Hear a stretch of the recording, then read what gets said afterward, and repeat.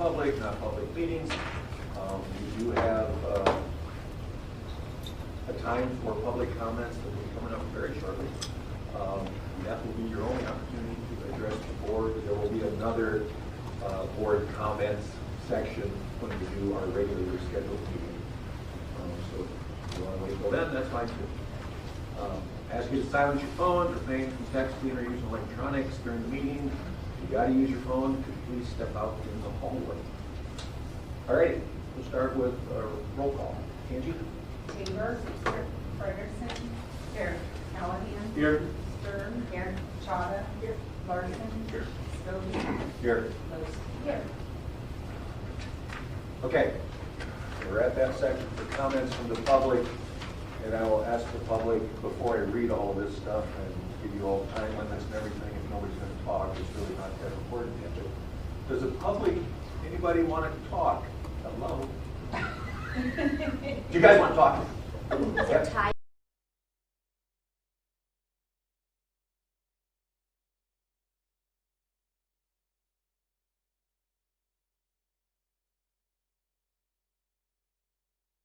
Items for discussion, and what we are discussing tonight is the Arbor Park building. And I will turn it over to Eileen and Jeff. Okay, here we go. Well, first introduction, Eileen Porter. Yes, Eileen Porter, I'm sorry. With, I apologize, Jackson and Jackson Associates, J&J Associates. And Eileen's done some previous projects in the district. We have done some work with her over the last couple of years. We were talking about the Arbor Park entrance, and then also the OT entrance for more security. So recently, with Dr. Johnson coming on board, we reached out to Eileen and said, hey, let's set a meeting out to take a look at where we're at. And I think tonight will be a nice opportunity for you to see some pieces of the project. We have had meetings with OT and Arbor Park, their administration, some of their staff, leadership type teams, to just get their input too, and feel like we're kind of progressing in a direction that will have a pretty good plan of what we'd like to do at those two buildings. I would also, I'd go on to say that what we would like to do is for the March board meetings to have a couple of proposals from Jackson on their contract, and then moving forward on trying to get some bids in line and go at that. Sorry, Jeff. Yeah, no, you're good. We'll turn it over to Eileen and. Okay. All right, so we'll just dive right into it. We're going to talk about Arbor Park first, and then we'll talk about the middle school edition. So we can go to the next slide. The main scope of work at Arbor Park and OT both are to do safety and security, secure entry.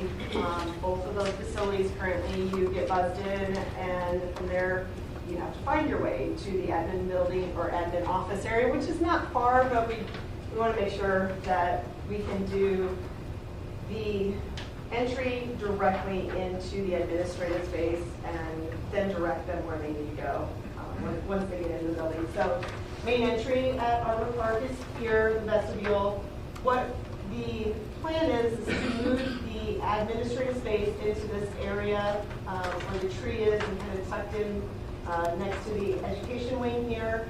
This is the locker rooms for, if most of you may remember, this used to be the middle school for Blair Community Schools. So there's locker rooms here next to the gymnasium, and then kind of the sloped cow wall panels, translucent, that is the common/cafeteria space. So that's kind of orientating you to the site. And we can go to the next one.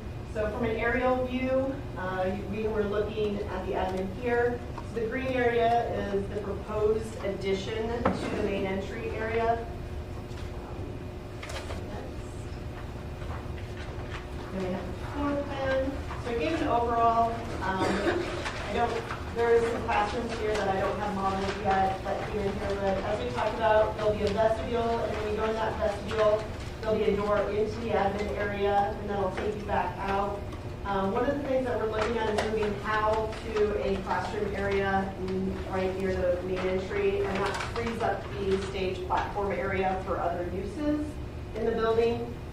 The cafeteria space, currently the principal office is here, the administrative is here, and the nurses, but all of that will be removed. We are leaving the records room. There's an electrical panel in there. It would be very costly to move that. So as we looked at it, and then we can actually maintain that space for records use. So like our steering committee has gone over these plans several times, and I think we feel pretty comfortable with the team. One of the things that's probably new to this is, as I mentioned, there's former locker room space in adjacent to the gymnasium that's underutilized right now. It's storage space, but this still has the showers and the toilets and the lockers and everything in that space. What we're proposing as part of this, as we look at trying to get the construction documents completed and going out for bid, our hope is that we can start on this project this summer. And the goal would be to get the cafeteria area renovated so that it's ready for use this fall. So they have a larger cafeteria. They are really squeezed down right now. So by doing that, we are displacing the administrative people. We're also probably going to have the main entry torn up because they're going to be under construction. So we're looking at making the north gym entry vestibule the temporary main entry to the school, and renovating the locker room spaces as a temporary administrative space. So when they buzz them in, they'll be right there. And we'll put a kind of a temporary partition along the gym to separate that space and create a corridor into the main part of the building. So you go to the next space. Okay. So the new addition administrative space, as I mentioned, you'll come in the vestibule here. There'll be a door where you can get into the reception area. Principal will have really good line of sight of the main entry. We have windows looking out into the outdoor common space and the parking area. We have space for assistant principal, counselor, and we have another office. Psychologist. So, and then we have moved the nurses area. We have 2 cot spaces, a restroom facility off that. And then we created a little nook. I don't know that everybody, this is probably new to some people, for the in-school suspension space where they're kind of can come do their work at a desk. They're in that circulatory space, so there's a lot of eyes on them, but they're kind of have their own little space carved out for them. From there, you can either go to the conference room. If you're going to meet with somebody, they can put somebody directly into the conference room or direct them back out into the administrative space. Hall, we have 2 doors into the Hall space with some glass off the main corridor. This is probably the one area we still need to maybe lay out a little of how they want to utilize that space, where we want marker boards, where we want electronics display. But we are working with Mr. Noreen. He has the drawings. And Hal works in centers, so it's kind of nice, the space, they can lay it out in small group areas. Any questions on that before I should ask if you have questions before I move on? Concerns? How does that hall space compare to a regular classroom? It's the same, pretty much the same size. So what we did, I think initially we had it maybe here with these are the restrooms right off the commons area, and this is the corner of the outside building now. And then we extended it, but there wasn't any reason we couldn't wrap it. So we did that to give them the size they have right now. And again, we felt it was nice if you're working in centers, you can kind of grade areas in that space. So you're able to. Sorry, Go ahead. They're usually working with groups of like less than 10, usually 6, 8 at a time. So we were able to expand that with very little, I guess, added cost to the building. The roof line we're able to keep the same. So what we'll probably just end up is like an expansion joint at the roof line. So elevation wise, we'll just carry right on through, and hopefully it won't even notice that it was an addition. So that house space, if it wasn't Hal, it could be repurposed for something else in the future. Absolutely, and I think the other thing is, as you can see, there's 2 doors into it. So if you ever wanted to make it into 2 rooms, really it's just a wall right through here. And it's simply 2 smaller spaces too. So easy to repurpose into another use. It could be, I mean, it could be repurposed into like a resource room, into a reading intervention room, lots of options. Yeah. Yep. very flexible. I'm sorry if I missed it, the current locker room part of the gym, are you going to leave that as locker rooms? No. So I wish I had a bigger one of that, but we haven't laid that one out fully. Can we go back, maybe? So there's a door into the locker room now. There's actually an office in the corner here. This is just open lockers. There's lockers against the wall here. This is a shower area, the game shower, and then toilets here. I wish there was a better name for it, but that's what they call it. And then it's mirrored on the other side, right? Oh, there's a single shower. So there's a single shower and then the large shower with the heads in the middle. And so what we're proposing to do is leave the office in there during the temporary use, blow out part of this wall here and connect it to what we're going to use the one side for the nurses area. It has toilets in it. It has another little secured space. So we could probably put down some carpet tiles temporarily and paint it. We'll take the showers out. That'll be part of that phase one, and really be able to utilize it pretty much the way it is. And then when we're done with it, it'll be partially PE storage because that's how they're using it now. And then we were talking to like OT, PT, and like a sensory space, like a multi-purpose sensory space. which is also part of that's on the stage right now. The swing is on the stage right now, and then I think are we using this classroom currently? Sorry. I think at one point it was labeled, this is the cafeteria now. Oh yeah, right now it's for a reading intervention room. Reading intervention, okay.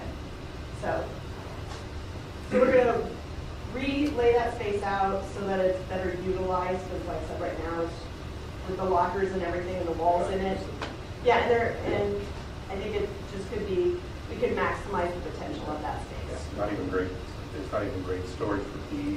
It's not, just because it's so chopped up, and I know they're storing stuff, trying to utilize the lockers and carts, but it's not very well organized. So that's the goal, is to, once we get all of that cleaned out, they can better set up their storage in there and then utilize it for the sensory room and stuff. With this plan, sorry, Stephen, do you feel like you have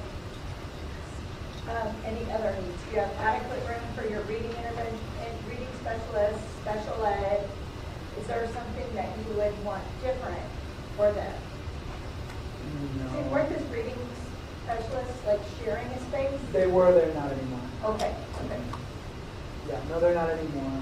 No, I think this would really set Arbor up for the long term. One of my favorite facts is when we're looking at this project is think about the size of the cafeteria at Arbor versus the size of the cafeteria at Ott, and then think about that we have 17 more students right now than Ott does, and it is just we are just so crammed in there for lunch, and so the secure entrance, and I mean, how much does that increase the square footage in the cafeteria? Almost doubles it. Yeah, I was going to say 75%. So I think this looks really, really good. So long term, it's going to be a very good fix for the next 50 years. You can't foresee. 20 till retirement for me, and that's all I'm willing to promise. And you got your windows in the office. 2 windows in the principal's office. Pretty nice. At one time, I don't remember how far back, there was a concern about having band space. Is At that, Deerfield. what? That was at Deerfield. I think.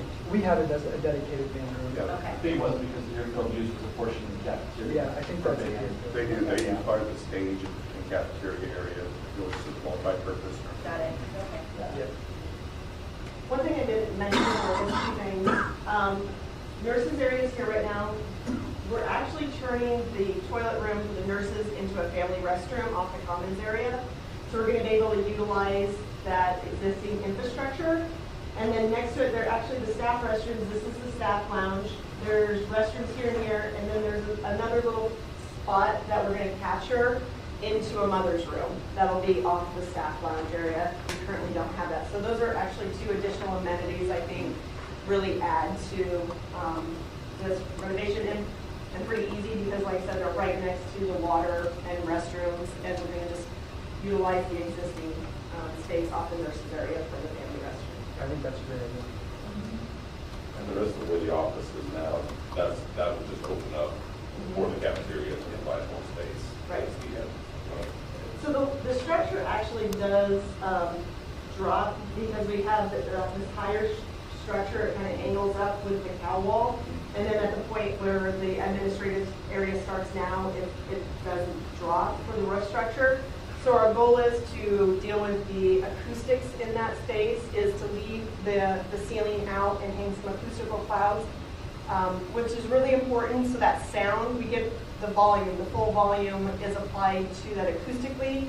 And most of acoustical devices actually work better where it traps sound on the back side of those devices. So if the sound and noise can go up above it and then hit the back of those acoustical clouds, it'll dissipate a lot more of that sound throughout there. So we're really working to make that a better space because I know it gets pretty loud in there with all those kids. So.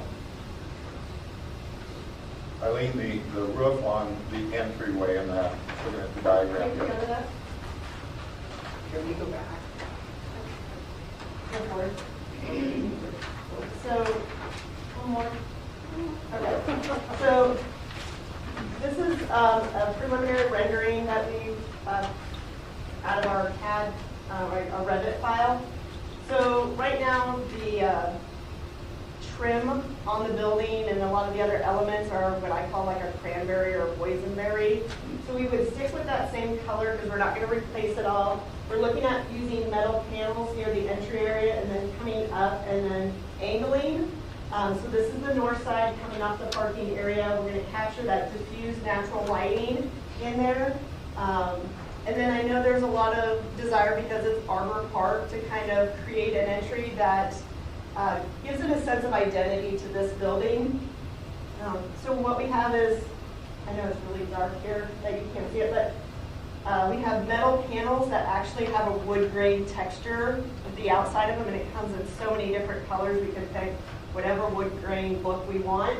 And that would go from the outside all the way through the corridor. So we're really kind of elevating and popping up that main entry through. And so we hit, this is basically where it connects to the building now. So we're keeping the roof line low. We're not going to touch the gym or anything like that. That separation between structures is really important to keep costs down. I was working with a structural engineer where we wanted that point to be the most economical. And then the TPO roof is what you're seeing kind of wrapping up the building here, because I want my snow loads on the north side not to hit my glass. So you'll see a little bit of the TPO before we hit the window, the curtain wall, clear story space. But the other element we're going to take through here is they make, again, those acoustical clouds that look like leaves. So we were playing into the theme of Arbor Park, and we're going to carry that through that entry area. So we're really trying to create its own unique identity to this building and to the students that go here. So. You have to have those clouds anyway, so making them Yeah. leave just I like adds it. to the ambiance. I wanted to bring back like the tree and the. But I got out It did take up quite a bit of space. It was neat. Eileen, so we're looking at really kind of a shed roof there instead of a flat roof. Yeah, I like that. Yes, it'll be standing seam metal roof, and it'll shed to the south. So again, So maintenance on that should be a lot less than a flat roof. should be, Okay. yes, absolutely. And then also, I like to shed it to the south whenever possible. You get that solar heat gain, yep, so we don't get as much freezing issues, and water management will be much better on this. And like I said, cost-wise, structurally, a single slope shed roof is more economical. Yeah, so our structural engineer, he's looked at this, and he actually got back to me with a few things today. So we're kind of beginning those discussions. The other thing I'm showing a little bit here, and we've done this before, is with LED lighting, we can incorporate it into these panels. So my reveals kind of match up with the curtain wall framing system, and we can integrate some lighting into it. And during the day, it'll look like a black reveal, but at night, when you turn the lights on, you'll see the lights in the panel system. So it's kind of a cool way to do your lighting that's required at the means of egress integrated with the panel. Any other questions on Arbor? Do we have to move the flagpole?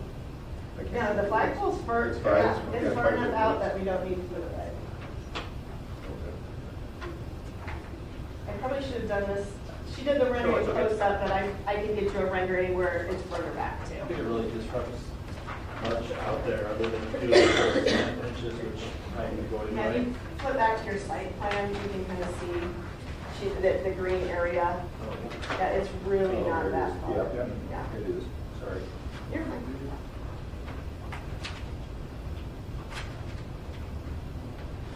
No, I don't think you'll have to be too careful with some of that concrete because it's in pretty bad shape that's out there. Yeah, a lot of that's gonna get broken under heavy equipment going Yeah. forward, so. And it won't take long because it's not far from it now. A lot of it's the original from '89 or whatever. Our goal is to get a lot of the steel and everything set so we can get a lot of the heavy equipment out before school starts.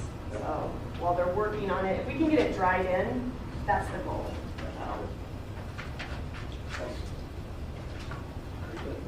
All right, we can move on to Ott. Main entry or front of Ott. The north entry is their current entry to get them into the administrative area. So the plan for, I'll call it kind of phase one of this, addressing all the needs at Ott, is the safe and secure entry system. So what we're going to look at is once they get in the exterior doors, if they go to the north, we're going to cut an opening through the brick wall into the very first corner classroom, which would be this window right here. This window right here will be Brett's new window. Assistant principal, and that'll be giving, again, good control and line of sight of this area, which is really active in the mornings and in the afternoons. So I think line of sight of the front entry area. Next one. So no additions to this building, just interior renovation, work, and all centered in the classroom. And then you'll see on the next slide. So one classroom area pretty much. And this is the old computer lab off of the library, which right now they use it for meeting spaces and pretty much meetings. Yeah, okay. So this one classroom that is being displaced, actually I think, is history moving here? History will move here because this is history, and then the ag class will move over here. So we're gonna have to cut a door in off the corridor, so through a block wall. Pretty much that's all we're gonna do to that space. Everything else, it's got, since it was gonna be a computer lab, it's got plenty of power and everything. So simple move, just a couple leapfrogs for classrooms. And then we're going to have, there's a door here, we can jump to the next one. Easier for everybody. Okay. Main entry vestibule here, come in. As I said, we're gonna cut a hole, it's brick and block. A door with a little side light into it, so then they're going into attendance is what we're going to call it, kind of. Assistant principal conference room. We're going to leave the door out into the academic, but we're going to make it so it's locked. You can't just get into the conference room and head off. You would have to have a key to exit it. You can get in, free entry, but you have to, it's not free exit. And then Brett will have a door to, Mr. LeGrand will have a door into the conference room. So he has two ways. So again, if somebody comes in, we always like to give principals and assistant principals options. So, Escape routes. right. And then he'll have a desk for in school if somebody needs to sit with him and do some work. So this office is a little fuzzy. 186. 186 square feet. So not quite as big as the principal's office, but bigger than what he has now. So once they come in, again, either they can be directed to the conference room for somebody to meet with them or back out. These doors actually are right here now to be able to lock down the academic wing. So we'll just take those doors and slide them back and cut a door through the CMU block wall out into the school area. And that's the extent of this project at this point in time. This is a moving wall right now. I should probably add that. This is one of these, I don't know if we have one in here, but it's those operable wall panel systems. So we're going to take that out and put a 6-inch stud acoustical wall to create that separation and give it better acoustics. But really, it's a pretty simple interior renovation. It's one classroom space for the most part. So our goal is to get this one out and have it 100% complete by ready for the school year this fall, 2026-27 school year. So our goal is this one would probably be the first one out for bid, followed by Arbor Park.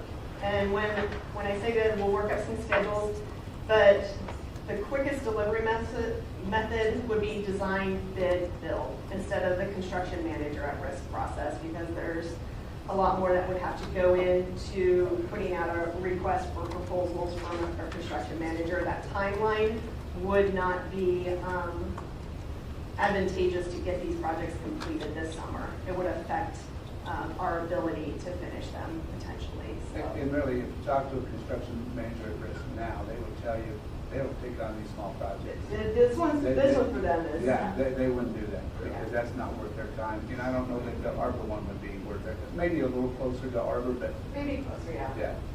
So. And it does really open it up to a lot more potential bidders, which then hopefully you get the benefit of the low bid. In our current environment, there's not a lot of projects out there for bid right now. So there's a lot. We've been seeing like 9 bidders at some of our design bid build, which is a little unusual. So. Mrs. Gill, can I ask sure. questions? So what is your comfort or what's your thought with, in the current office, there are a couple rooms for in-school suspensions.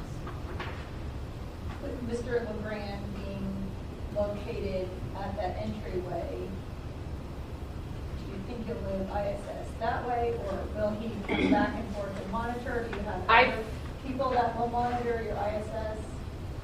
My guess would be if he's like mid-investigation and needs a kid just still kind of with him, that desk is available for like mid-conference, and once a determination that a kid needs to stay in the office for the rest of the day, then they would move to those rooms that we're currently using. I think that when we originally had talked, we just were kind of talking about the space of that room, and his job really is to talk to a lot of kids and figure out what's going on, and he would just need a place for kids every once in a while, so we just talked about how that room would be big enough for him to do that. So my guess is actual in-school suspensions would not be in his office. They would then move, and the counselors and me and the other secretary would help monitor that. Okay with that? Yeah, totally fine with that. Any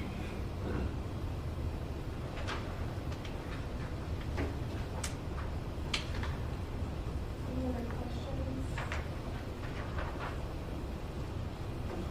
I guess the same question for you, you know, that we asked Kyle too, is there anything that you think is missing or that we need to address while we're doing this? No, not really. I think the purpose of getting a secure entrance, it absolutely does. I like the conference room there because most parents that are coming to meet, like, it's nice to just have it right there and then they're right out and not walking through everything. So I think that piece is really nice. And no, except an office for me, or a window for me. I'm a little jealous of his window, but I'll let it go. You're always welcome to visit. Okay, I'll come visit, but no, there's really nothing else. Like, it definitely does the job that we need it to do most immediately. I mean, it's acknowledged in the perfect world we'd all be together. Correct. But it's definitely manageable for you. Yeah. I think the steering committee really did a good job when we were talking about this, going back and looking at the admin, and that's something that I definitely think what we want to do, because how they want to utilize Mr. LeGrand's space moving forward. And there were some other opportunities that I think we acknowledged, maybe you can put some eyes on and come up with some ways to create efficiency in the administrative space after this project is done. But I think everybody was excited about this opportunity. One other question I have would be, what about, is there an office space or a desk space for school resource officer? Come in as needed? I mean, that is a really good question because you would want them in that area. Typically, when he comes in now, he just kind of is floating in any of our big spaces. So I don't think he has like a designated spot in my building right now. And I don't know where in that he would really fit. I would think though, if he needed like an office to go do an investigation with somebody. We'd have maybe plenty of Brett's offices. old office. Yeah, Brett's old office or And then you have the, an extra conference room that would have larger space if it's more than one, Yep. or a family.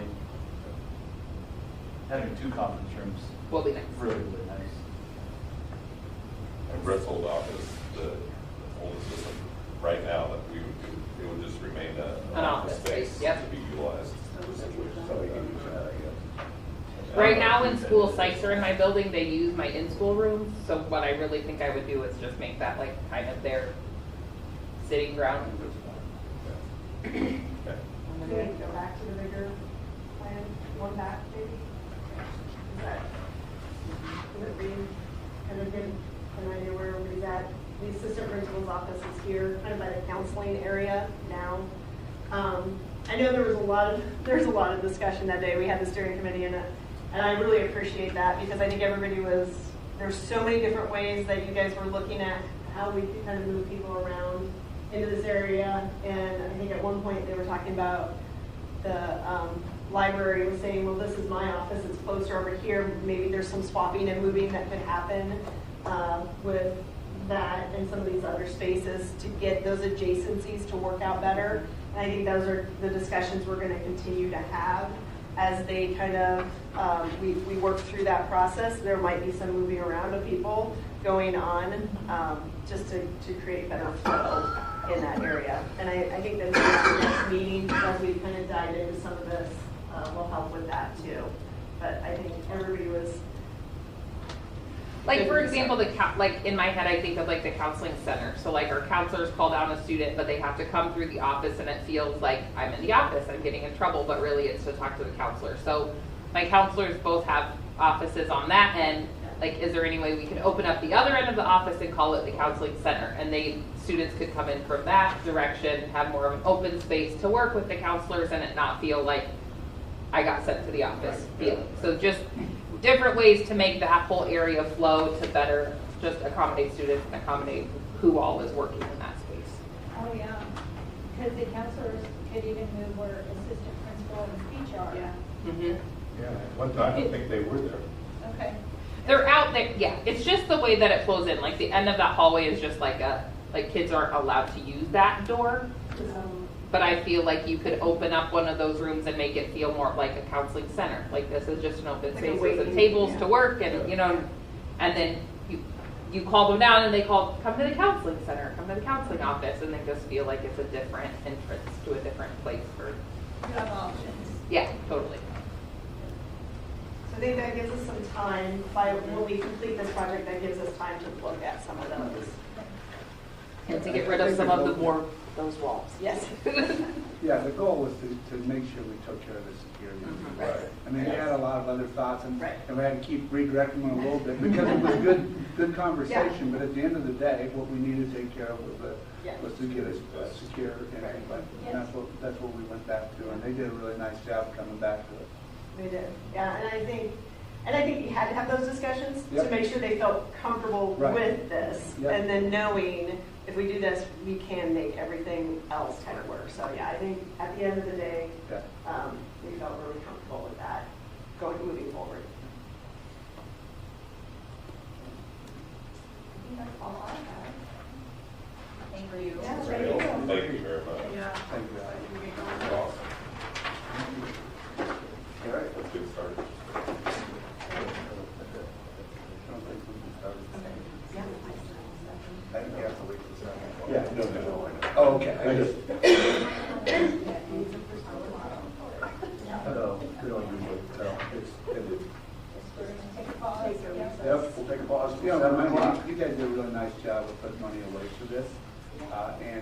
two things that I would say is that the market is where it needs to be right now. It is.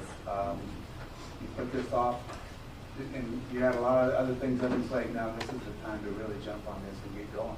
And I think as you look forward to just down the road, what does new construction just makes people feel better? And when the public sees that, they think, okay, maybe that high school is going to need some updating in the near future. If we can make it look something like that, so it just kind of generates some positive vibes in the district to toward, hey, we're going to come to a bond that's going to be done in 2028. Are we just going to carry that bond and start working on that high school and get some things going there? So just having good construction that looks good, that really helps. I'm excited just because we've talked about this for how many Yes. Oh, yeah. stupid Yeah. years, Yeah. and we're getting going. All right. I restrained my language. No, you did really good. That's awesome. All right. That's all I have to say. I'm sorry. No, you're good. Bouncing in there. Jump in anytime. All right. All right, then we got kind of. Oh, we will, yeah, break until 7 o'clock. There's more, there's a food gone.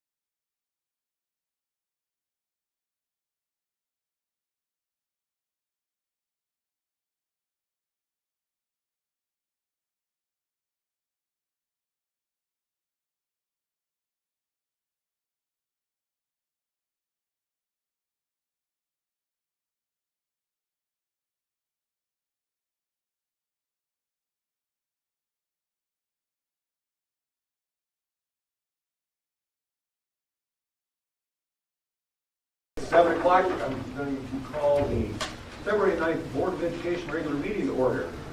Information concerning the open meeting laws are Chapter 84, Article 14 of the Nebraska State Statute, posted in the back of the room. And it's also on the online agenda if you want to look at it. School board meetings in Nebraska are meetings held in public. They are not public meetings. The public comment agenda item is the only opportunity for the public to address the board. Please silence your phones, refrain from texting or using electronics during the meeting. If you must use your phone, please step outside the boardroom. One other item I want to bring to everybody's attention. Last meeting, there was a lot of extraneous talking going on. It was really clear up here. It's very distracting and it gets in the way of doing our business. So if you need to talk to somebody, remember what they told you in school. Kindergartner and whisper, okay? Or sorry to be such a jerk. Anyway, Angie, roll call, please. Stumpy. Yes. Here, whatever. Here. Lewski. Here. Todd. Here. Stern. Here. Larson. Here. Here. All right, everybody's here. We don't have to prove absent board members. Pledge of Allegiance. It looks like we got some first graders here from Deerfield. There's one of the teachers here. I would like to introduce Mrs. Heather English. She is here with some of our first graders from Deerfield. Mrs. English is like the quintessential what you think about in elementary school. Walking in the classroom, she's like the Miss Honey of Deerfield. So fun to see her teach, so fun to see her work with kiddos. They love her. And they're going to tell us a little bit about their first grade projects after they lead us in play. So we're going to let her take it.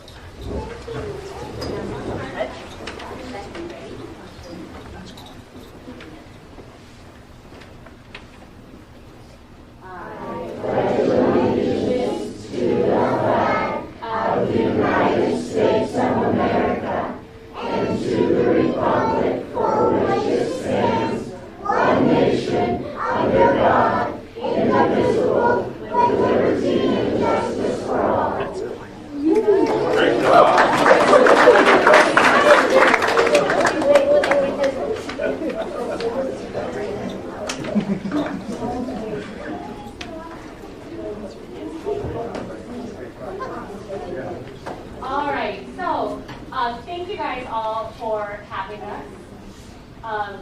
The kids, they're a pretty amazing group, and there are things that I strongly believe in education, and that go way beyond whatever our curriculum is. And one of those is read-alouds. I believe in them at home and at school. And so our first graders took on a massive challenge in a read-aloud where we read The Wild Robot. It's 80 chapters long. And we have between 5 and 10 minutes a day for read-aloud. So this took us about 2.5 months to get through the book. Now, the great thing is, this wasn't just I read and they do what they do. From the very first page of this book, they were hooked. They were so engrossed. And without even realizing it, they were covering so many objectives. We provided meeting to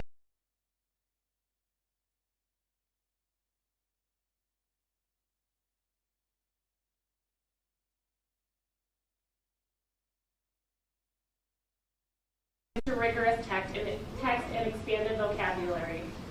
If this class can do anything, they can say, what does that word mean? They have, and our classroom community is set up that way where they can just blurt that out in the middle of a reading because I want it to be fresh and authentic. So they blurted out, what does that word mean? And we've gone over so many words that they did not know that are now part of their vocabulary or at least part of something that they can retrieve. We've gained understanding of character traits and how to make those characters interesting and exciting. And what you're going to see in just a moment is some of their writings where they talk about the favorite part of the story, and without them even realizing they're doing it, they're getting character traits in that favorite part. And then understanding how the setting plays a role in that fiction text. We have some pictures of the setting, which kind of gives you, and they did a fantastic job of giving you context to the story. And then we also engage in creative opportunities that go way beyond the text. So if you're not familiar with The Wild Robot, there's a robot that ship goes down due to a hurricane, her crate washes up on shore, There are other crates that didn't make it, and she's the only crate that survived. And because of this, some scared otters come along Roz. And you can see, like, the illustration of this one, and I've covered up all the names. But in this one, it's the monster Roz, because that's what they believe she is. She's washed up on shore in the box, and there's all the otters that accidentally turn her on. And then you can see that there is a mountain, and because of some things with Roz, an avalanche had occurred, which knocked over some things and knocked a tree over where she adopted a goose egg. And she had to take that egg back with her and build a lodge. And once the egg hatched, she had to get help from some friends. In the picture here is Bright Bill, Roz's son. And this one over here is Loudwing, the goose that kind of in the book. The movie is different. In the book, Loudwing gives you need to do this, you need to do this, you need to build a shelter. And then in the water here is the beaver lodge and the beaver that she has to get help from in order to build her lodge. And you can see here the kids' drawings of what the lodges may have looked like, where she had to build that home for her son. And then we can even see some of the other elements to this. There's a part where the robot has to transport Rockmouth the bass that's giving the ducks in trouble back to the river where he's happy.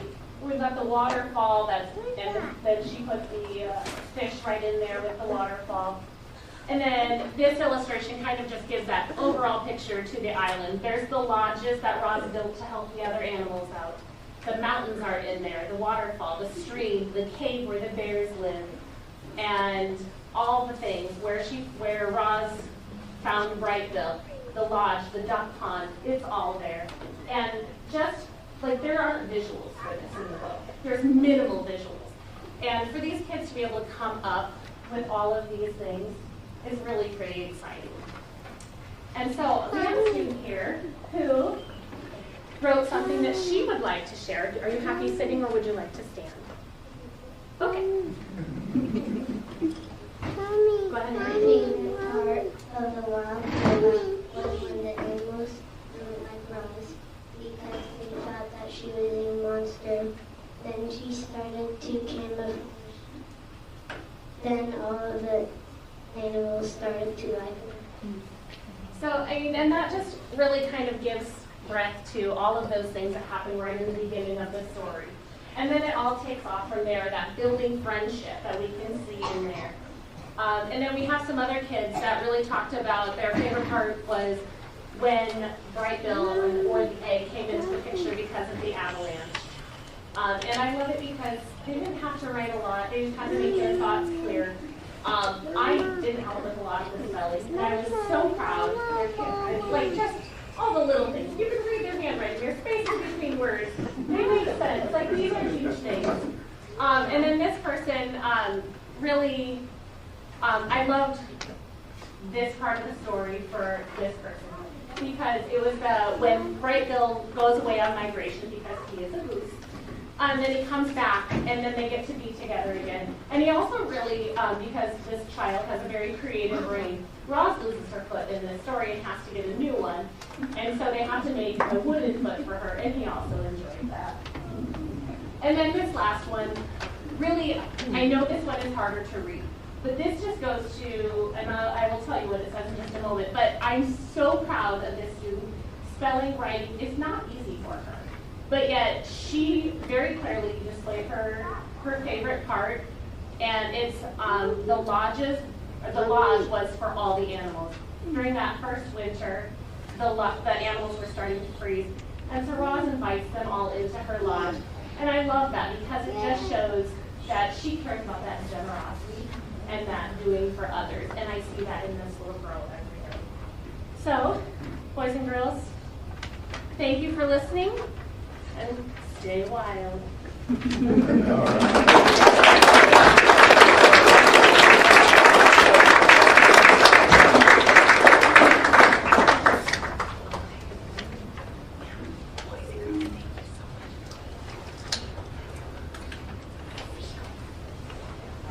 Great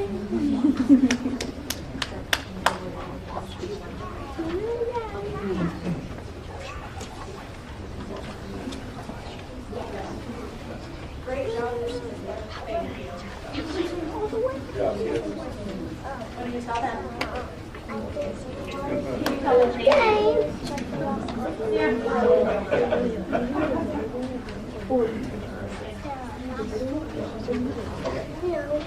Okay, we're going to move on. Are there any emergency additions to the agenda? Anybody bring up? Nope. Anybody want to remove anything from the consent agenda? Okay. Can we get a motion to approve the consent agenda? I move to approve the consent agenda as presented. Motion by Callahan, second by Stern. Any discussion? Okay. Angie, call roll. Yes. Stoddard? Yes. Callahan? Yes. Weaver? Yes. Larson? Yes. Cody? Yes. Stern? Yes. Withers? Yes. Motion passed. Okay, on down to recognitions and unified sports. I'll go ahead and introduce Miss Molly. She takes care of our adjusted curriculum program at the high school. And recently, I think 2 weeks ago, Monica, pretty close. We had a basketball game between the Elkhorn representation of their ACP program and ours. I will tell you, in all the years that I've done this job, it was by far a top 3 highlight of watching our students and their students have a ball, and everybody was rooting for each other. It was exactly the way it should be. I was fortunate to have my wife and was born and raised with a Down syndrome brother, and I will tell you that it was very heartwarming. It was so cool. But anyway, our student section, I'm glad Mr. Whitworth left. Our student section is probably bigger than our boys basketball student section. But it was so cool. So I want to introduce Miss Molly, and she's got a couple slides for you. 100% wonderful, wonderful program. Yeah, well, thank you for recognizing us tonight. Yep, can you say hi? Hi. What's your name? Yeah, Michaela plays all of our sports, and then this kind of row, and then back their way, all the unified partners that are here tonight. So we thank them for all that they do for our program. But I'll just kind of highlight what we do as a program. These are our sports. So we have bowling, basketball, track and field, theater, and volleyball. 2 NSAA right now, and then Michaela, what's our theater production this year? Do you remember? Finding Nemo. So we're going to do our unified play production with Mrs. Tomlin this year. What we're kind of centered about and what we kind of keep at the forefront, and I tell all the partners, this is where everyone's included and celebrated for exactly who they are. So, yeah. You want to come to the head? Okay, so this was the night that we were still talking about today. This was 2 Tuesdays ago. So all involved that made this night possible. We had a full pep band, full cheer squad, full student section, stands full of family, community, friends, teachers, administrators, 18 partners and 6 athletes, and then obviously the Disney Elkhorn School. Do you see yourself? So this is our group photo at the end. You can see the huge student section, the band. That's the Elkhorn squad.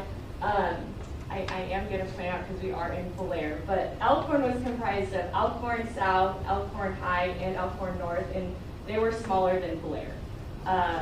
They brought 9 partners, we had 18.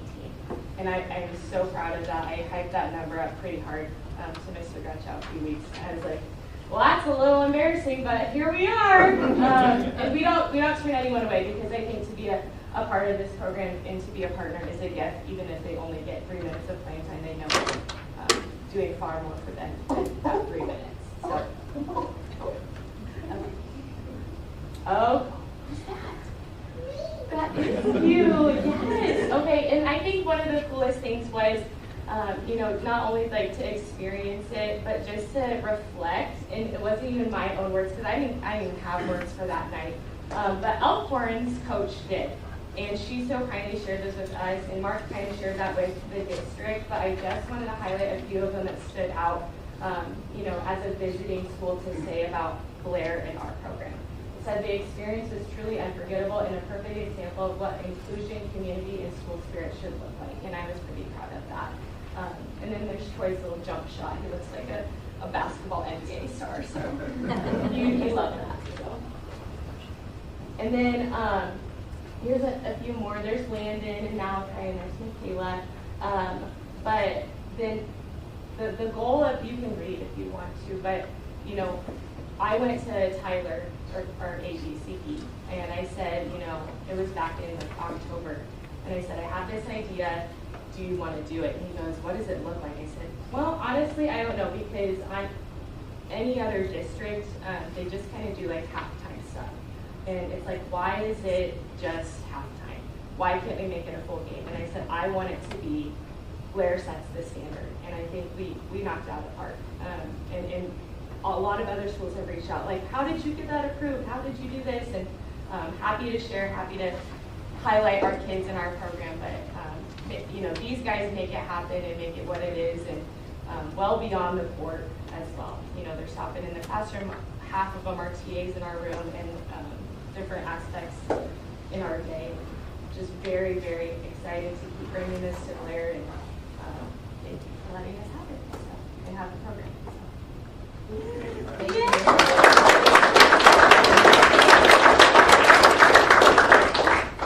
Do you have a date? Go ahead. Do you have a date set for Finding Nemo? Not yet. We are just writing the script. We're watching the movie together and kind of picking out parts and characters right now, but I think it'll be like early spring-ish. So, yeah. Are you excited for that? Yeah, so excited. So, Mrs. Scobie said, I'm going to my sports game. Okay. And she said, you're coming. Oh. And I said, I was so glad I went. It was amazing. It was amazing. I mean, the kids were so happy, and your partner kids are amazing for what you do. Thanks. All that.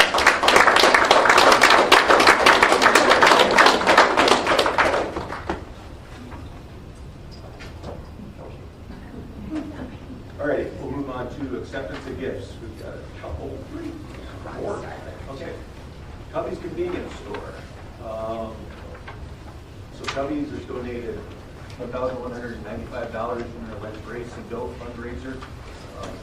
They donate $1 for every large pizza they sell at their location. They've done this for a number of years. If somebody would like to make a motion to accept that donation. I'm going to accept the donation in the amount of $1,195 from Cubby's Convenience Store. Second. Kern made the motion. Lowski second. Any discussion? Pardon? Go ahead. Larson. Yes. Rose. Yes. Yes. Yes. Scobie. Yes. Yes. Okay. Blair Community Schools Foundation, Barry and Mary Grant Program. It appears that we approved $90,500 back in December to fund STREAM, Science, Technology, Reading, Engineering, Arts, and Math, classroom improvements for all sorts of good things.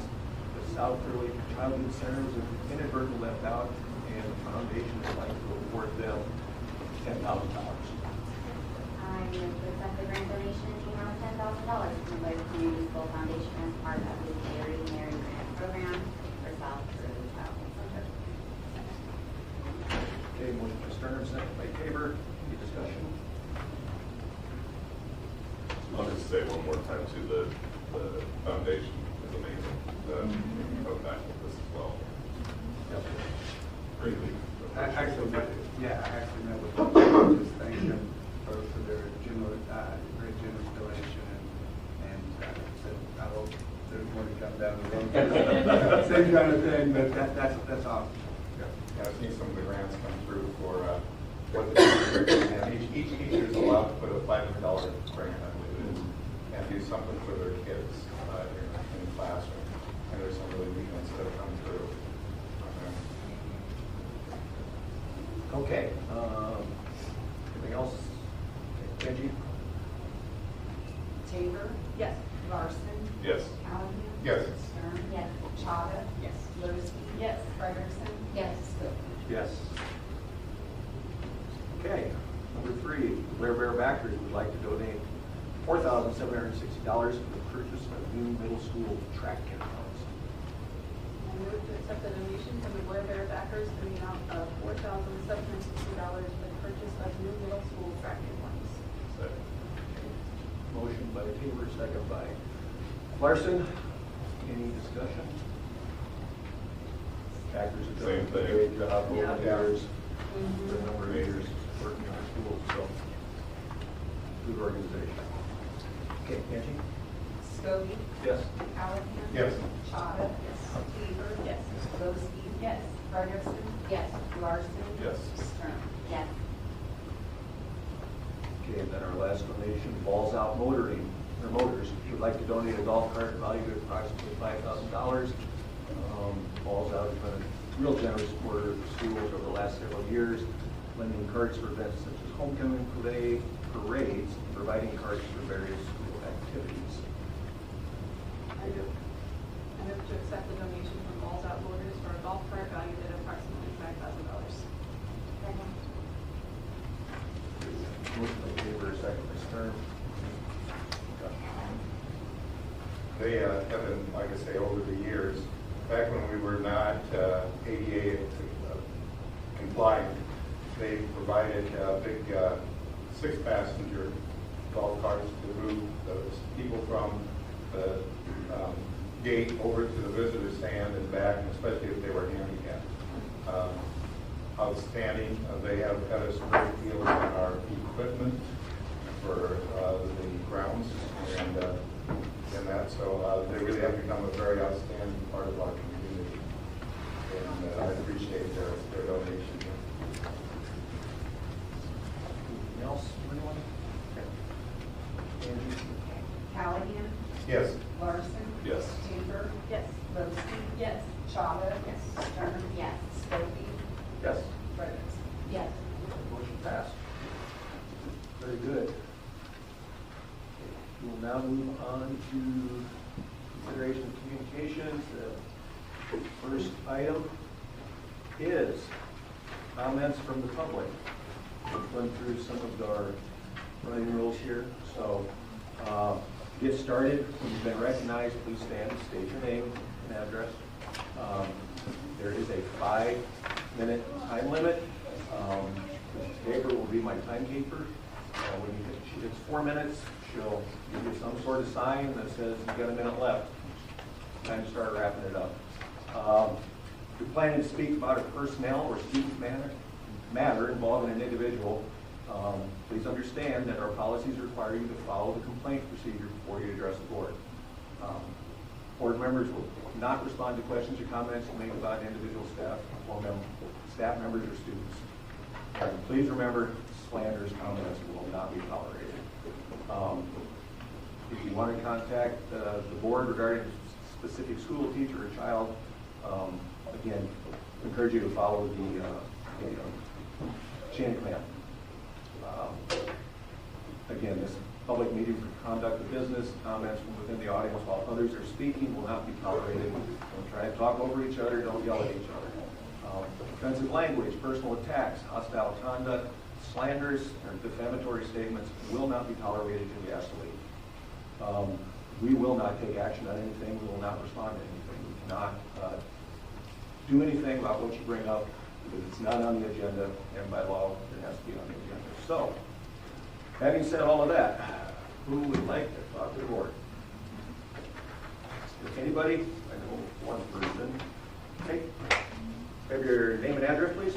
Sarah Rohan, 1104 Tornado Drive, here in Blair. Okay. Is it okay if I stand here? Yeah, that's I've not fine. been to a meeting before. Oh, that's fine. Don't be scared. Okay. We're real people. Okay, so I graduated secondary class at Ralston in 2000. I became a third grade teacher. I'm married to a lineman at OPPD here in Blair. I stay home now. We have 4 kids, 1 at the middle school, 2 at Harvard. I am old-fashioned. I've had a flip phone for years. It finally died. I was forced to get a smartphone even though I didn't want one. Every time I would hold it up to my head would hurt. In December of 2021, my head was hurting constantly, even when I wasn't using my smartphone. I found out that I had a tumor behind my ear that I always held the phone up to. So I had an awful 5.5-hour surgery that I was awake for.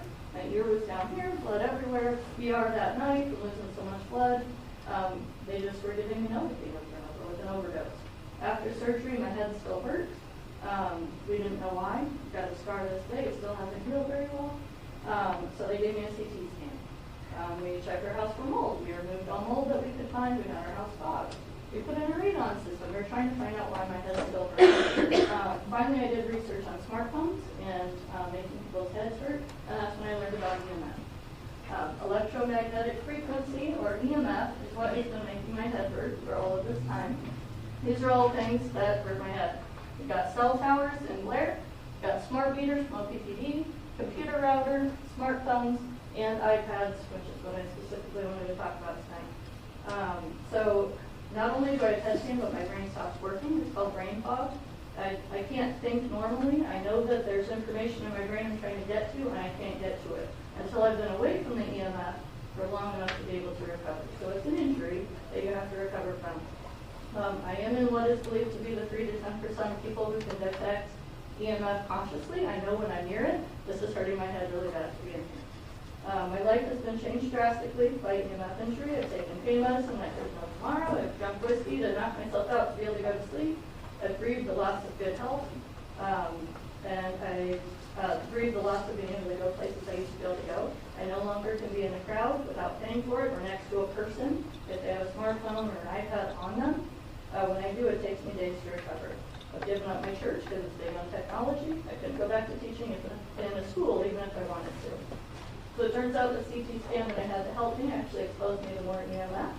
I can try to avoid medical tests if possible. The radon fan we had installed to help me actually exposed me to more EMF, so I can shut that off. I can use a landline or a flip phone instead of a smartphone. I can use a computer router from the Netherlands that puts out hardly any EMF instead of an American router. I can pay $50 per month to have an analog meter instead of a smart meter from OPPD. And I can try to take roads that don't go by cell phone towers. So I'm an adult, I can try to do these things to help me. But what can a kid do if their head starts hurting from EMF and they don't know why? They can tell an adult. Will the adult know what's wrong? Will they know how to help? The child will suffer. What can a kid do if her head starts hurting from EMF and she does know why? She can tell an adult. Will they believe her? Will they be able to help? She will suffer. So kids are counting on us to be able to help them. I began homeschooling our middle schooler in November. I began homeschooling our middle schooler in November after I learned how much he was being exposed to EMF at school. He doesn't have head pain yet, but I know from research that all living things are affected. It's only a matter of time before he will start feeling the effects. Not everyone can homeschool their child though. Blair has a good school system they want her children to attend. So that brings me to my request for Blair to schools regarding iPads. Every person who's given an iPad must be trained to shut it down completely. This is the first one. At the beginning of the year, I asked several students and teachers how to shut down an iPad, and none of them could tell me. I don't know if any of you know, but I had to contact the person in charge of technology of Blair schools to find out how to shut it down completely. Second, keep all iPads completely shut down while not in use. The high school and middle school kids are carrying them around all day on their person, then they're taking them home at night to charge. They're getting a ton of EMF exposure. The elementary kids aren't carrying iPads around all day, but they have the carts in their classrooms, and the kids who are sitting next to those carts are getting exposed. I would like to bring an EMF meter to parent-teacher conferences this week to test and see what the EMF is at certain distances from those carts in elementary classrooms. Next, download necessary data and programs onto the iPads in advance so that you don't have to turn on the Wi-Fi. Another one, store and use all iPads in rooms with stations rather than in classrooms or homes. When kids do develop symptoms, they need a way to get away from the EMF. Distance is the only way they can begin healing. We don't want them to feel trapped or alone or in constant pain or in despair. Thank you. I also want to say thank you for getting rid of cell phones in schools. Thank you.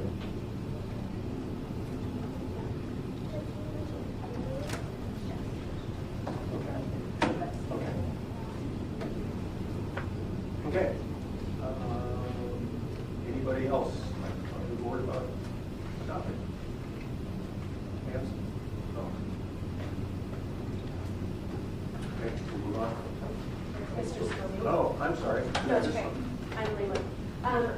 Yeah, I wanted to give a shout out to our girls wrestling team. It's a relatively new sport, and it's only been in middle school for 4 years, and I am so proud of these girls.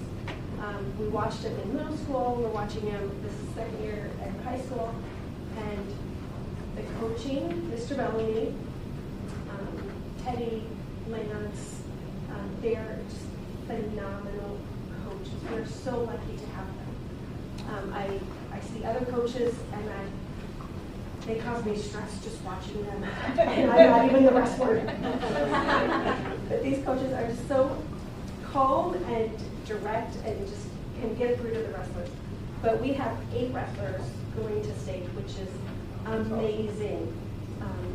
That we are one of the biggest ones in the state, but varsity teams are still the same size. We have the same number of weight classes, same number of girls that are able to compete in the varsity level, but 8 of our girls were able to qualify for state. And they are just the wrestling program. Thank you. I remember when it started. Thank you so much for doing this and providing opportunities for the girls and the kids, even the boys, everybody to have this opportunity to be part of wrestling. Thank you. It's amazing to see you get it up. Yeah, great job. All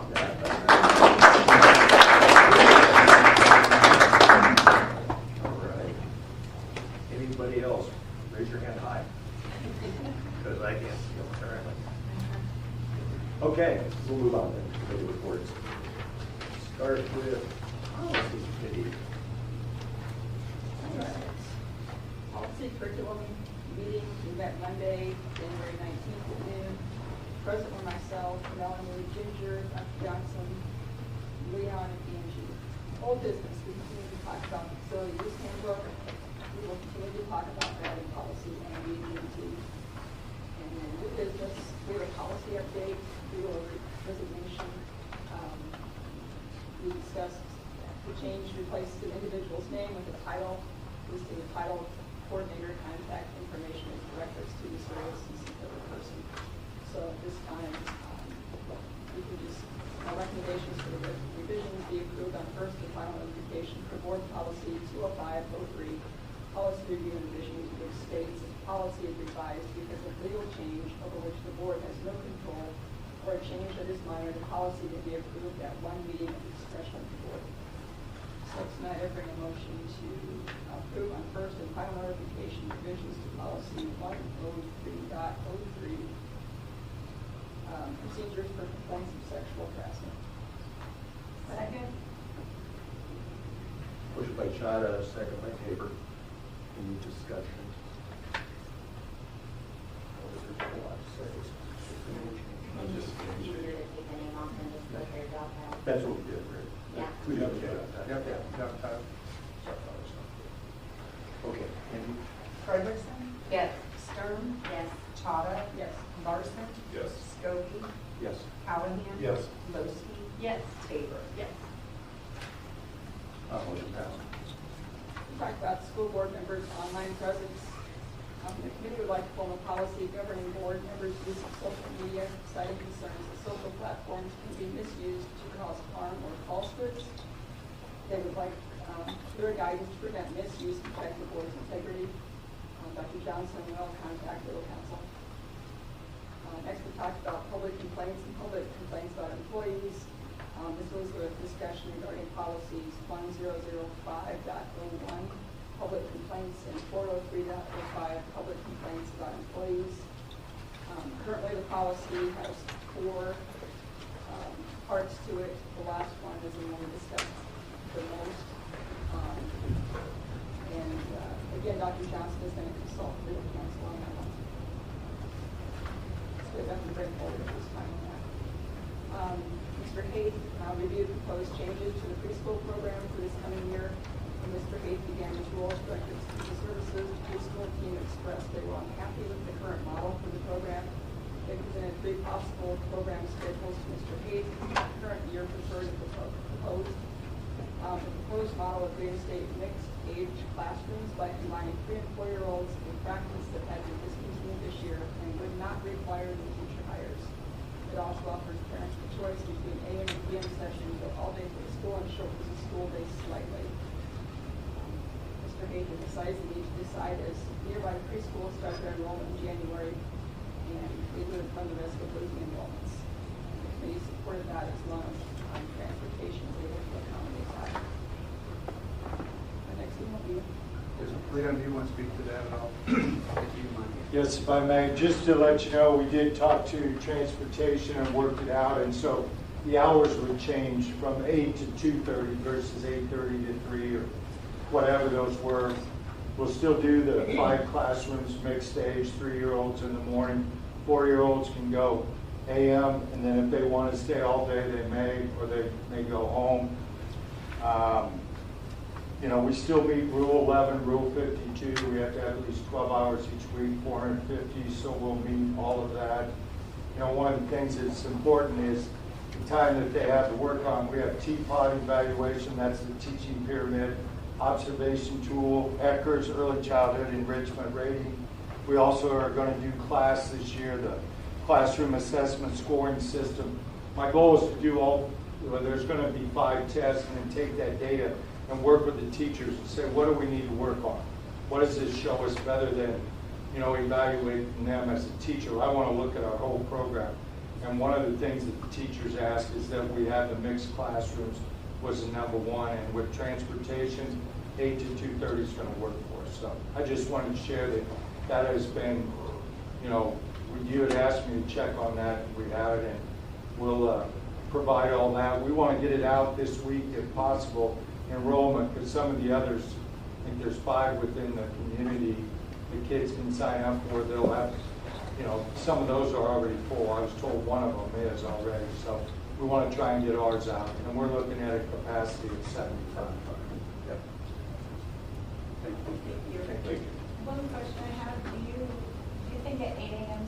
start will, did you get any feedback from parents on it? Well, I know in the past we've done that from 8 to 2:30 when I was here before. You know, most of them have other kids get them there.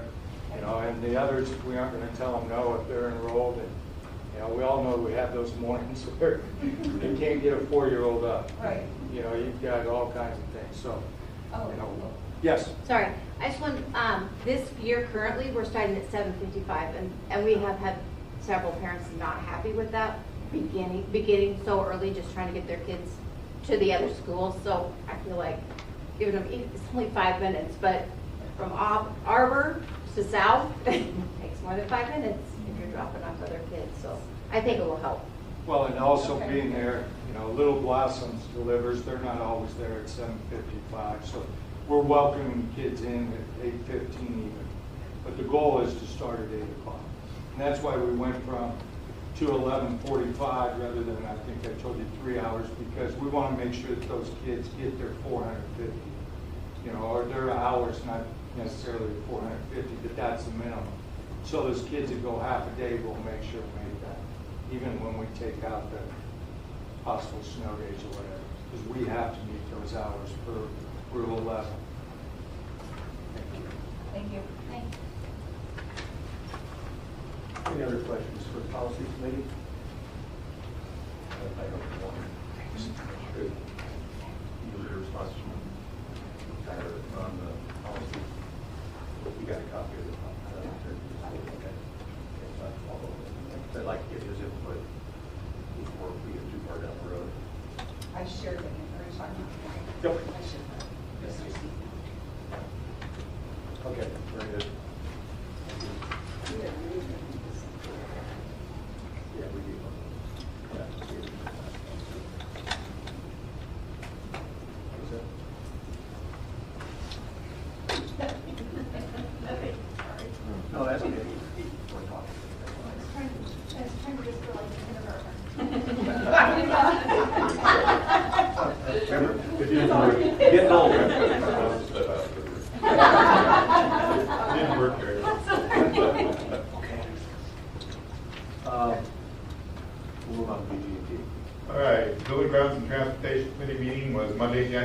26th, noon, the central office. Present, whether it's Steve Callahan, Denise Chada, Nate Larson, Dr. Don Johnson, Jeff Steinbeck, Kyle Johnson, and Angie Connery. Old business, Arbor Park office relocation, Arbor Park school renovation, focus on security entrance, cafeteria expansion, repurposing space, and short-term office moves, and what drove the design choices. Mr. Johnson talked to us and had worked with the teachers in Arlene Court, and you saw the presentation tonight. Deerfield steamer. The new steamer for the Deerfield Elementary kitchen, which was approved for purchase at the October board meeting, has been delivered, installed, and is now operating. And there's a picture of it in your notes. New business, Director of Operations monthly report. For January, Mr. Steinbeck shared a Director of Operations report. The report is attached to the agenda for viewing. It also has pictures about all the different things that we've accomplished. Shipping containers. SGH Concepts delivered 3 shipping containers to district grounds to store supplies for repairing the hail-damaged call wall skylights at Arbor Park Elementary. Those are the ones over the cafeteria that were damaged in the hailstorm a year or so ago. The insurance company has already reimbursed us. They're going to start work on it this year, but it was cheaper for us to buy the stuff and then store it, and so that's why the need for the 3 containers. They have been placed over at the BCAP building on the gravel parking lot to the east. Okay, Blair High School Art Department. High school art teacher Terry Sheet is requesting replacement of 4 non-working VL light pottery wheels where circuit boards have failed, and replacement for the boards is around $400 each, and the wheels are several years old. They're also kind of lightweight for what they've been using them for. She provided cost replacements, and the committee reviewed options and agreed that upgrading to the LV Whisper model is preferable for classroom use because it offers more power, better handling of heavier centers, and larger clay volumes, and greater durability under heavy use. The committee approved purchasing the LV Whisper wheel models despite a higher price. The LV Whisper cost $1,829.95 per wheel, roughly $725 more than the L Light equivalent. Okay. Craftsman window coverings. On Monday, January 19th, Mr. Steinbeck had Craftsman window coverings installed lines at the high school, South Early Childhood Center, Deerfield Elementary, and Ott Middle School. The installation work at Ott replaced a broken classroom shade. Deerfield received a new blind for a main office window. VHS blinds were installed for interior security to prevent visibility from the hallways, and the blinds at SECC were installed to block views into the library. Some of the windows were treated with tint, and others were with blinds for security purposes. Next scheduled BG&T committee meeting is Monday, February 23rd at 12 noon. Adjournment was at 12:50 p.m. I'm just curious why, obviously you don't know when a wheel's going to die, but could that be on a replacement, curriculum replacement cycle? That's what we're looking at trying to do. Okay. Because I just don't want things like that to come out of building fund when it should be a different curriculum. I'm not sure it's coming out of the building. I think it's coming probably, I wish Tom was here. I here. would imagine. Oh, hi Tom, I didn't see you. Will that come out of the depreciation fund? We definitely could take a depreciation fund. Okay. Usually something that is kind of a medium amount. Right. But it has a life of more than a year. I keep track of that, say depreciation, probably out of the curriculum cycle. I think we're going to start looking at putting everything on it. On a replacement schedule. Yeah. Yep. Yeah, and they have 4 other wheels that are working, so that's right. The other thing is, we wonder if maybe the power surgery has so much power trouble at the high school over the last 2-3 years with the fuses, with the storms, and then all of a sudden the circuit boards all just went. So they're going to put in some surge protectors and we'll get them all. So we just figured that How many are you get? Did you guys? 4. We're gonna kind of It's spread. 1,800 for 4? No, for us east. So we were gonna spread it out. When I talked to the she thought if we did 2 right away, wait a month or 2, do another 2. Probably go through Blake in Omaha, our supply company, ships the relationship there. A question on the Calwall skylight? Yeah. When the schedule for those to be done? That'll be this summer, so when we get summer break. We have coordinated also with Eileen that if we were to go to doing the entrance, that they would be just fine. She said it won't be a problem, and she's worked with SGA Concepts. Alley Cap took care of all the costs, right, $400,000 on vehicles fixed. We just noticed that we were doing kind of a storm evaluation on the roofs, went around, and we hadn't had hail. We've had a lot of wind, and then we noticed all these hail dents in it, and they're just little cracks. And they just said, fix them now over time, that those cracks just start opening. Thank you. Thank you. Any other questions? And we don't need to approve the purchasing of the pottery things? Pottery list? Each individual is under 5,000, so. Okay. Yeah, do it for the normal.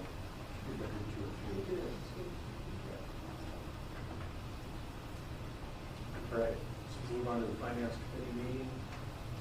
Okay, Finance met on February 4th.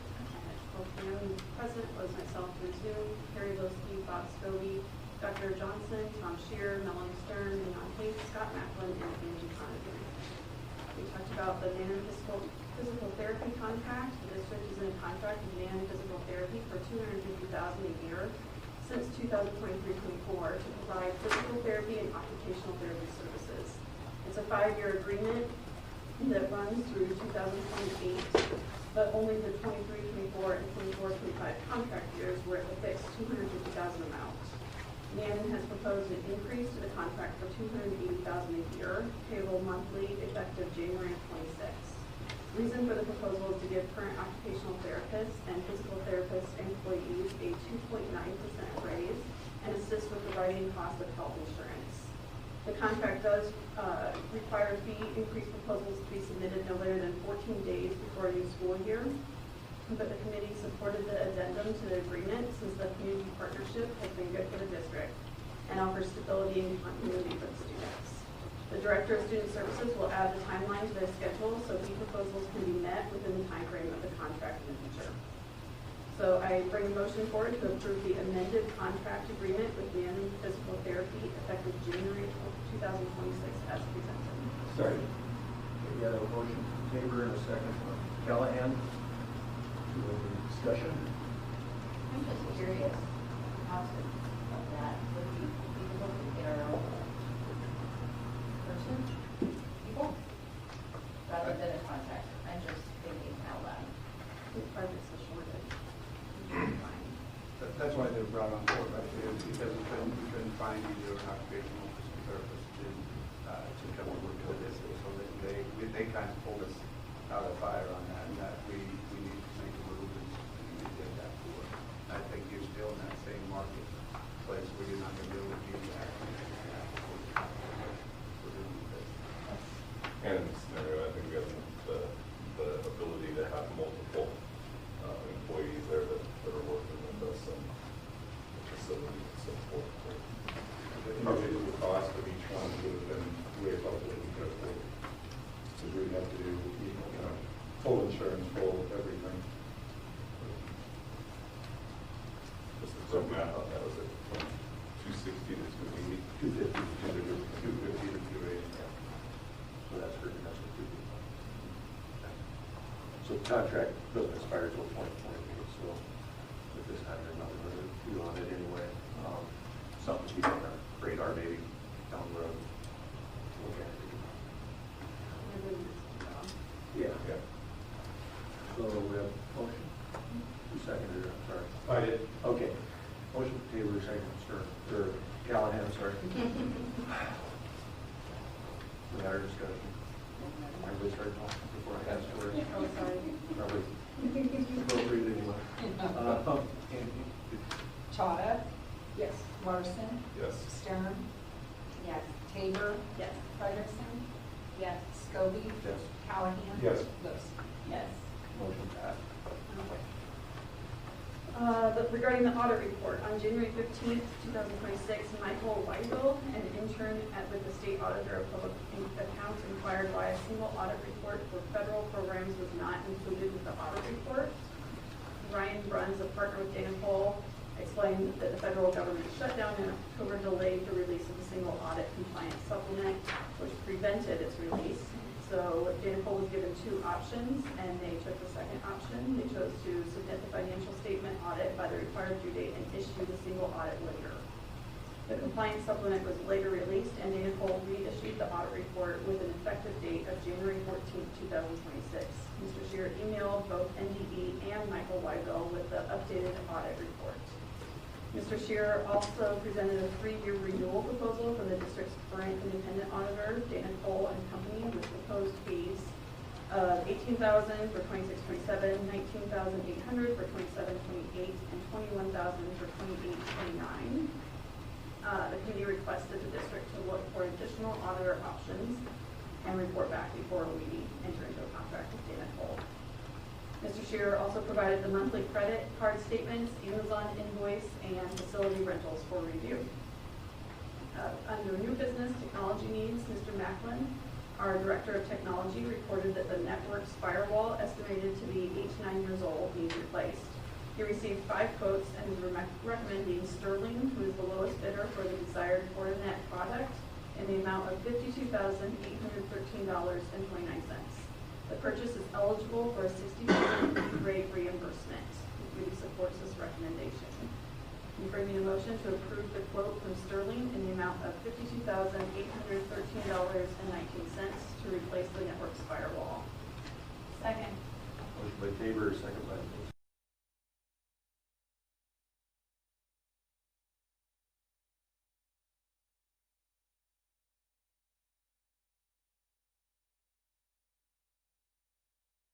Doing so.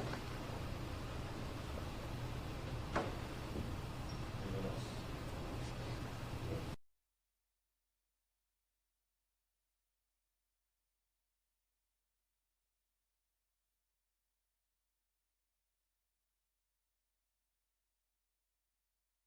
January 22nd, 2026, Mr. Shearer, Mr. Macklin, and Becca Stambaugh, Topper's Food Service Director, sat through a demonstration with Ray Stern, Heartland School Solutions Sales Representative, to review Heartland's cloud-based food service product, Mosaic. Heartland owns both NutriKids, the district's current product hosted on a district server, and Mosaic. Mosaic would integrate with the current software, MySchoolBucks, and MySchool apps for online payments and free reduced applications. Mr. Shearer waited until the student information system decision was finalized, since the two systems need to work together. Mr. Shearer and Mr. Macklin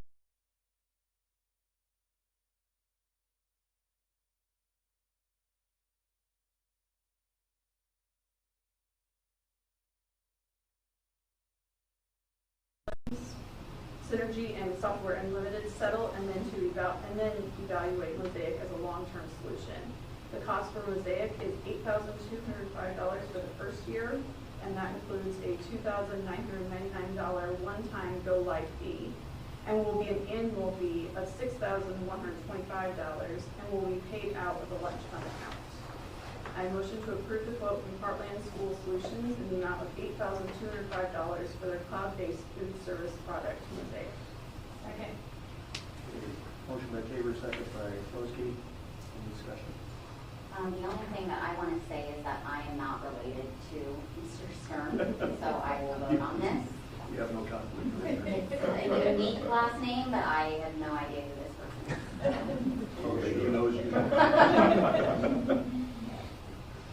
I did just a question for clarification as I was reading through this, where it says they use the next fiscal year or two to let the other software conversions settle and then evaluate was it a long-term solution.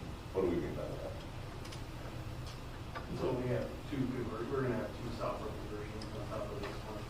So we Okay. just need to probably have the focus there. And then so this one's going to be a little bit easier to transition because of it's related to our NutriKids already. So there won't be a lot of training parents on how to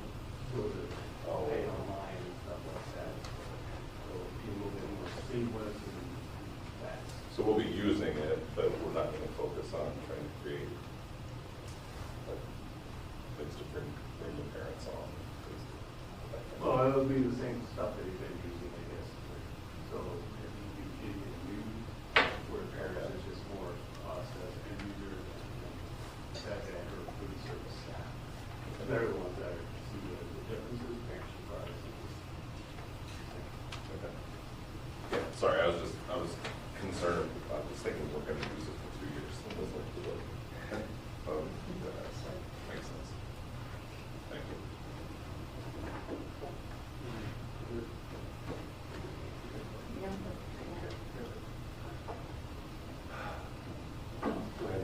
Frederickson, Yes. Chada, Yes. Callahan.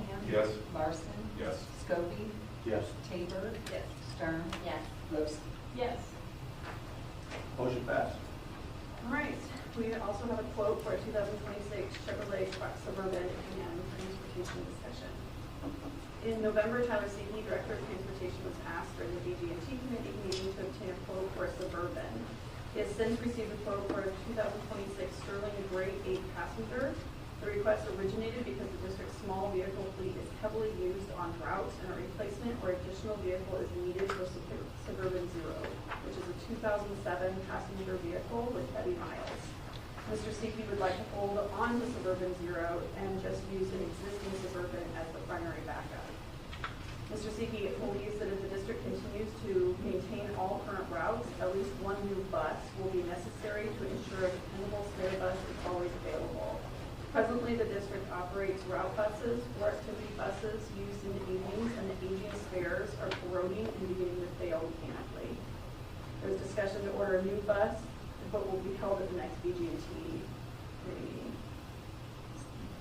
So tonight we're going to bring a motion to approve the purchase of a 2026 Chevrolet truck Suburban from Sid Dillon in the amount of $68,761 to be paid out of the Safety and Depreciation Fund. Second. A motion by Tabor and a second by Lopes. Any discussion? We approved this at the Building and Grounds Transportation meeting, going to keep things on a regular basis to keep the fleet up to stuff. We just wanted to send it through finance because of the cost, so that local committees, Building and Grounds had already asked Mr. CPD to check into that. It's like 2-week delivery, if I remember right. So we quick up there.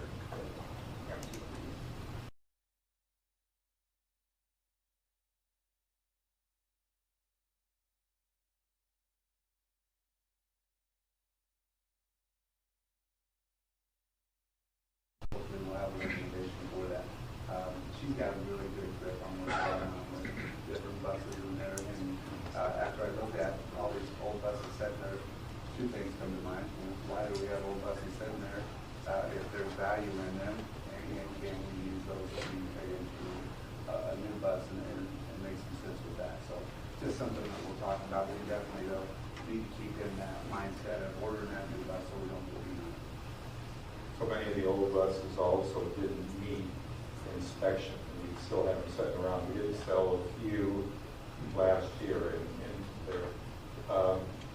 One of the things that is somewhat confusing to me, but it's a state requirement. You can't really rust on buses.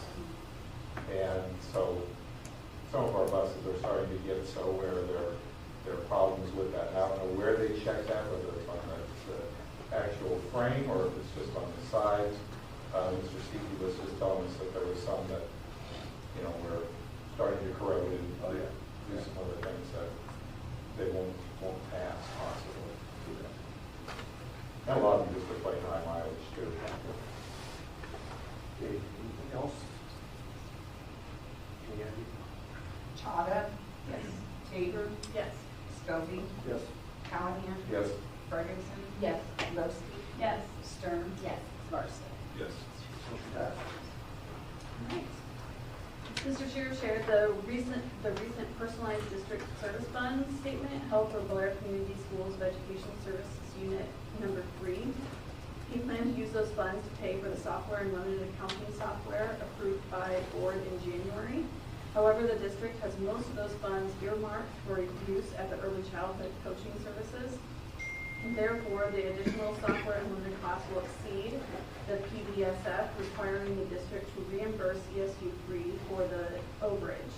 The software unlimited purchase will adversely affect Blair's budget once the district pays ESU3 for the coverage for the overage. Accounting software had not been a budgeted expense because of ESU3 general fund paid for the e-finance software that was supported by the consortium. Mr. Shear is hopeful that by having ESU3 pay for software unlimited now, the cost will eventually not impact Blair's budget. The expectation is once Blair's e-finance expense is removed from ESU3's general fund, Blair would receive additional PDSF. Mr. Shear noted Blair is probably in the same situation, changing from Nexus SIMS to Synergy. Synergy will need to be paid either directly by Blair County Schools or use the PDSF at ESU3 versus Nexus SIMS supported by the ESU3 and paid out of the ESU3 general fund. Mr. Shearer shared an update on how other school districts within our array have settled their negotiations for the 26-27 school year. Mr. Shearer presented a proposed budget timeline for the 26-27, outlining dates for the budgeting process. Mr. Shearer provided a financial recap of the monthly financials to the committee, and meeting adjourned, or the next meeting is March 4th at 12 p.m. and adjourned at 6 p.m. Any questions for the finance committee? Okay, move on to the next item.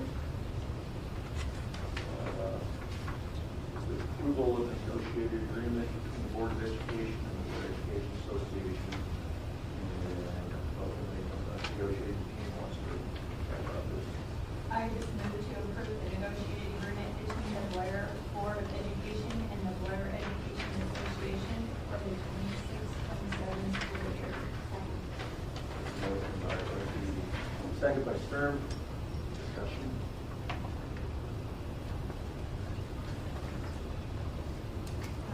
The agreement is everything's posted, and I believe that Mr. Shear intends to send, once we approve it, send everything out tomorrow, is my understanding, to staff and teachers. But I really, I thought a great experience with the VEA. Mrs. English is here. She was on the VEA team. We had a lot of meetings, a little bit. They were longer than they've been in the past, so I feel like we really both were listening to each other. Not that we haven't in the past, but I just thought it went really well. And people were open and listened and tried to do the best that we can for the teachers and Blair.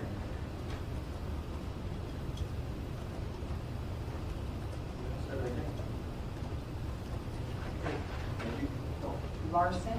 Yes. Frederickson? Yes. Sturm? Yes. Tabor? Yes. Chada? Yes. Callahan? Yes. Lowski? Yes. Yes. Okay. We have a new teacher who is here tonight. Okay, we have a new high school English teacher, Ellie Westfall. Sounds familiar. I move to approve the new certified staff member, Kelly Westfall, as presented. Second. Motion by Callahan, second by Tabor. Any discussion? The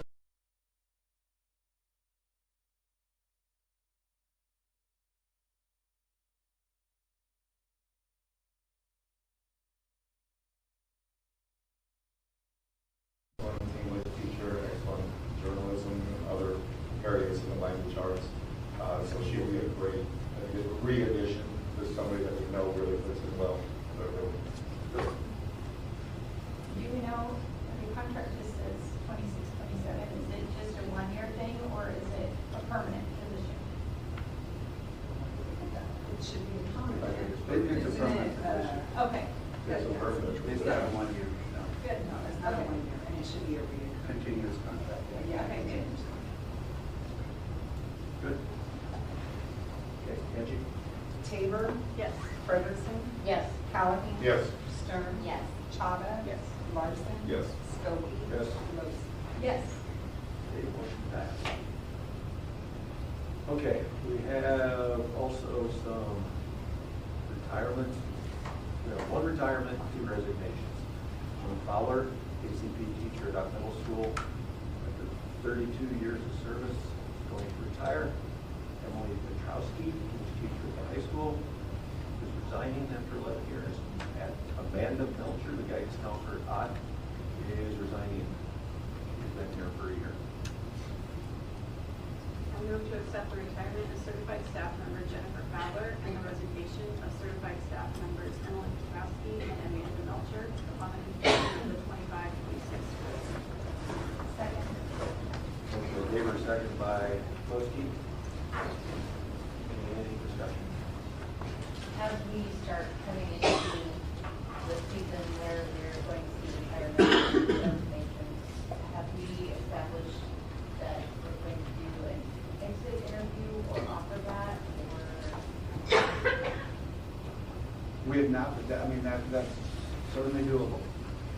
So, yeah, if that's something that the board likes to go through, I can certainly do that without a problem. I don't want to be the lone ranger and asking for this, so does anybody else? I think it's a good idea because people have brought it up and said, well, and when we read the letters, we can only go by what they tell us.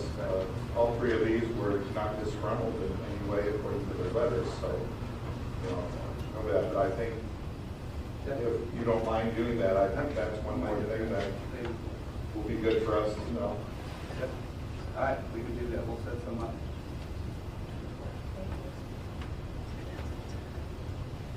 I know another thing to put on your list, sorry. No, we're good. We're good.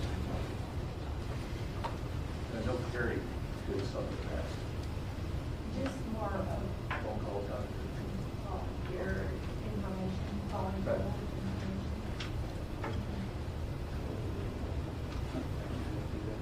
Okay, anything else? Okay. Scobie. Yes. Tabor. Yes. Lowski. Yes. Otto. Yes. Ferguson. Yes. Stern. Yes. Larson. Yes. Crowley. Yes. Okay, moving on, superintendent report. Anything you have to say, Dr. Dawson? You know, I'm not going to read the whole report to you because we all have lives. So, well, I'll just hit a couple of the things that I think are very noteworthy. We had that special board meeting where we had NASB come in and do some training with our Board of Education. We're working on a Board of Education handbook so that anybody coming into that position will understand, hey, these are your responsibilities. This is where your lane is and that type of thing. So we're working on that. I thought it was outstanding, and I think everybody here shared the same thing. We have been coming back on February 24th for our second meeting. That's to kind of finalize what we want in that handbook and to do some good things there. As we look at staffing and scheduling and instructional capacity, every time we have an opening, we're going to take a look at that and we're going to say, all right, is that a position that we need, or are there some positions that we can shift around to get to where we need to be as far as covering all our bases and making sure we're doing what's in the best interest of students. You've already talked about the facilities and capital projects. I think it's essential that we get that rocking and rolling, and I appreciate that you guys feel the same way on that. I am meeting with Carl Dietz. I've had a couple phone calls with him. That's gone well. Just want to continue to do that. Other than that, it's things that you guys can read on the report. Nothing huge. Got good folks here. We got good.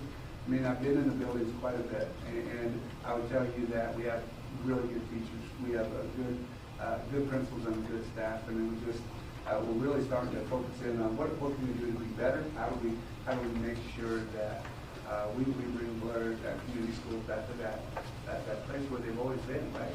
And so it's not going to be a hard push because we got good people. So just want to make sure that's understood and that the Board of Education is taking really good steps in order to really put ourselves in a position to do good things for kids, and that's what we're here to do. Your presence in buildings has been very much appreciated, not only by us, but I have heard numerous comments from staff that they really love seeing you just pop in. Yep, They well, love that's it. kind of an ADHD thing I got going. I can work work for about an hour, 15, and I gotta get up and move, so that's not a bad thing. And I just enjoy seeing our kids do things. I've been to some athletic events, I enjoy watching that. Show choir, I mean, just, we have so many good things happening in the schools, and just good people working hard for us. So then you all have a handout reminding you that the March 9th board meeting has been rescheduled to the 16th to avoid spring break, or something. I can't remember. Spring break. The mayor group board is February 16th at 9:15 at the high school cafeteria with the staff. And Andy and I will get together and we'll move the board with the bus drivers. We'll schedule that for later. So we did that last year. That was very well received. That would be willing and ground people too. Yeah. The monthly board reports, again, thanks to the administration and principals for those reports. I just have one question because I was a dollar short and a day late on one thing I wanted to do last time because I didn't ask quick enough. This is Gail. Extravaganza on March 3rd. What time? It's a really great question. Okay, we got time. I've got it in my calendar, so I can schedule around anything. I have 5 p.m. in my calendar. Oh, it's at night. Yeah. 5 p.m.? That could be wrong. You're a I band parent? went, and I believe it starts at 7.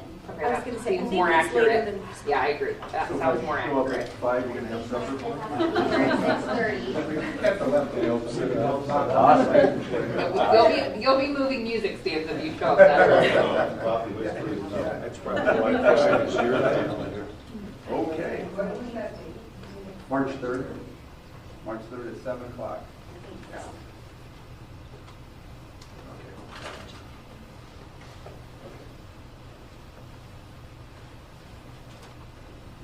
Very good. Yeah, it was all really great information to see again. And Dr. Freidenberg has a strange fascination with quilts, so that's obvious.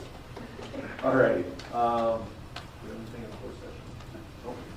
We will not go into closed session. We will not act on anything in that. We will not go into it. So we have a motion to adjourn the meeting.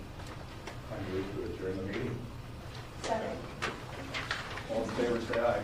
Aye. I heard a couple of seconds. Carrie. Meeting adjourned.